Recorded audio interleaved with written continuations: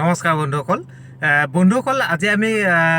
ৰাতি গাড়ী চলোৱা কেইটামান আমি কথা পাতিম আলোচনা কৰিম ৰাতি কেনেকৈ ধৰণে গাড়ী চলাব লাগে আসলতে একচুৱেলি কি হয় আমি ৰাতি গাড়ী চলাওঁতে দিনতকৈ বহুত সাৱধানতা হ'ব লাগে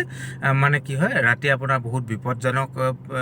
আপোনাৰ সমস্যা কেতিয়াবা সন্মুখীন হ'ব লগা হয় সেয়েহে আজি মই অনুভৱ কৰিলোঁ ৰাতি কেনেকৈ ধৰণে গাড়ী চলাব লাগে তাৰ ওপৰত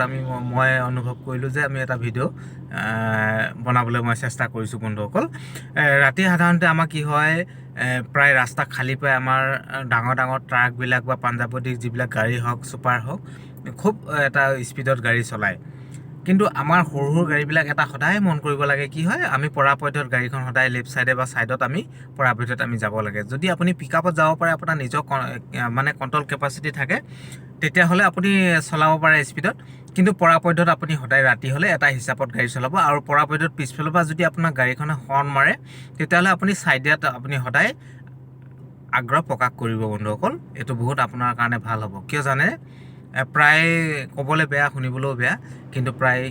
ট্ৰাক বা বাছ চলোৱাসকলে বাছৰ ক্ষেত্ৰত মই নকওঁ যিসকল পাঞ্জাৱতী বা ট্ৰাক ডাঙৰ ডাঙৰ গাড়ী চলায় মদ্যপান কৰি লৈ অলপ কিছু হ'লেও মদ্যপান কৰি লয় তেখেতলোকে মানে আৰু সৰু গাড়ী ধৰক এতিয়া গাড়ীখন যেতিয়া পিকআপত যায় আৰু গাড়ীখন যেতিয়া স্পীড চলায় তেতিয়াহ'লে ইমান সৰু গাড়ীবিলাক লক্ষ্য নকৰে গৈ থাকে ছাইড দিব বুলি ভাবে বা অনুভৱ কৰে আৰু মানে আপোনাক কি বুলি ক'ব পাৰি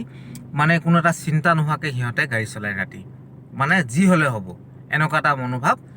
হোৱা দেখা পোৱা যায় সেইকাৰণে বন্ধুসকল আমি প্ৰায় দেখা পোৱা যায় ৰাতি প্ৰায় ঘটনা হোৱা দেখা পোৱা যায় সেইকাৰণে আমাৰ এই কথাটো সদায় লক্ষ্য কৰিব আমি ৰাতি যদি আমি কেতিয়াবা যাওঁ সদায় ঈশ্বৰক চিন্তি আৰু আপোনাৰ নিজৰ দায়িত্ব পালন কৰিব আপোনাৰ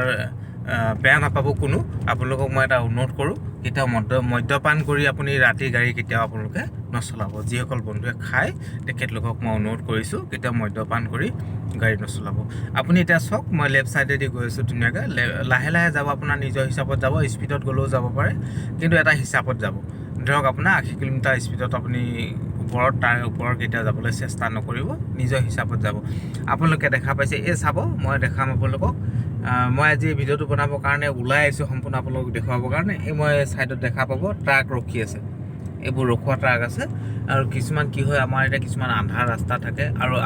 আৰু এটা মই আপোনালোকক ক'ম সাধাৰণতে আমাৰ এতিয়া গুৱাহাটীৰ পৰা যোৰহাটলৈকে যিটো ৰাস্তা বনাই আছে আমাৰ এটা প্ৰায় দেখা পোৱা যায় এনেকৈ এটা বস্তু থাকে চাওক আপুনি যেতিয়া গাড়ীখন 80 কিলোমিটাৰ 90 কিলোমিটাৰ স্পীডত যাব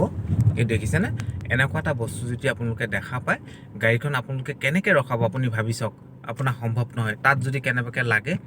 গাড়ীখন লাগি যোৱাৰ পিছত আপোনালোকে কেনেকুৱা এটা ভয়ানক হ'ব পাৰে ৰুট ক্ৰছ বুলি দেখুৱাইছে আপোনাৰ ফ্ল'ৰ ডাইভিশ্যন আপোনাৰ ৰাইট চাইডে যাবলৈ দিছে আপুনিতো এই বস্তুটো বহুত আগৰ পৰা নাজানে নহয় এতিয়া য'ত তাত লিখা আছে হঠাতে তাতে আপোনাৰ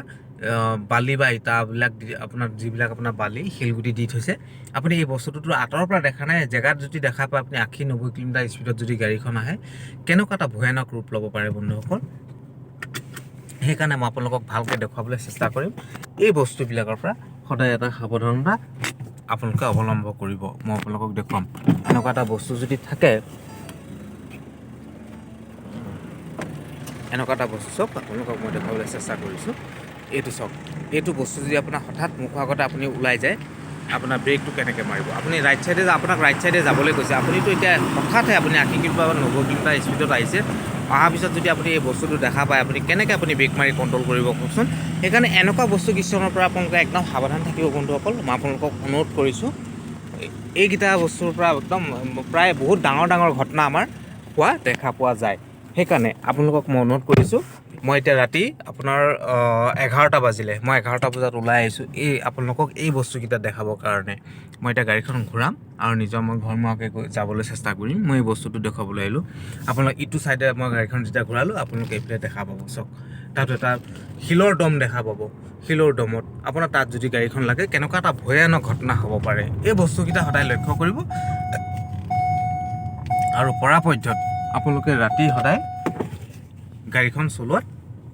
সদায় এটা নিজৰ হিচাপত যাব বন্ধুসকল আপোনালোকৰ চিনাকি ৰাস্তা হ'লে আপোনালোকে গম পাব বা কোনখিনিত কি বস্তু আছে আৰু এনেকুৱা এটা মুহূৰ্ত আহিব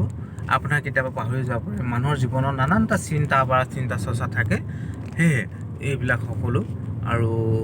মনত থাকিব পাৰে মোৰ লগত দুজন বন্ধু লৈ আহিছোঁ তেখেতলোককো মই দেখাইছোঁ কেনেকৈ ধৰণে গাড়ী চলাব লাগে আৰু কেনেকৈ হাইৱেত গাড়ী মেইনটেনেঞ্চ কৰি চলাব লাগে এই কথাকেইটা লক্ষ্য কৰিব লাগে সদায় মানুহৰ জীৱনত আৰু